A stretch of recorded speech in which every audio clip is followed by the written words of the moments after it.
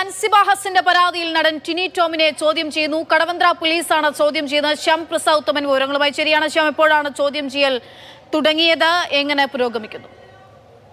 അക്ഷയ വൈകിട്ട് 5 കൂടിയാണ് നടൻ ടിനി ടോം കടവന്ത്ര പോലീസ് സ്റ്റേഷനിലേക്ക് എത്തിയത്. ഈ അൻസിബ നൽകിയ പരാതിയാണ് പ്രധാനമായിട്ടും ഈ കേസ്.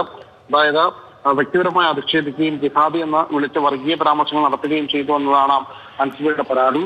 എന്നാൽ താൻ മതമാറ്റത്തിനടക്കം ശ്രമിക്കുന്നതായി പ്രചരിപ്പിക്കുന്ന അൻസിബ ഈ പരാതിയിൽ പറയുന്നുണ്ട്.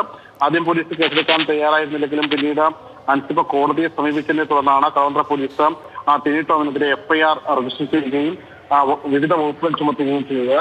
നടന്മാരായ നീന കുറുപ്പ്, ശ്വേത എന്നിവരുൾപ്പെടെ ഈ കേസിൽ മൊഴി നൽകി നിർണായകമായിട്ടുണ്ട്. ഇത് സംബന്ധിച്ച് നേരത്തെ തന്നെ ഈ അറസ്റ്റ് ഒഴിവാക്കാൻ വേണ്ടി ടിനി ടോം എറണാകുളം സെഷൻസ് കോടതിയെ സമീപിക്കുകയും മുൻകൂർ ജാമ്യം ഉൾപ്പെടെ ലഭിക്കുകയും ചെയ്തിരുന്നു. ടിനി ടോമിന് പുറമെ ലക്ഷ്യപ്രിയ, ശ്വേതാമേനോൻ എന്നിവർക്കെതിരെയും അൻസിബ പരാതി നൽകുകയും ഒക്കെ ചെയ്തതാണ്.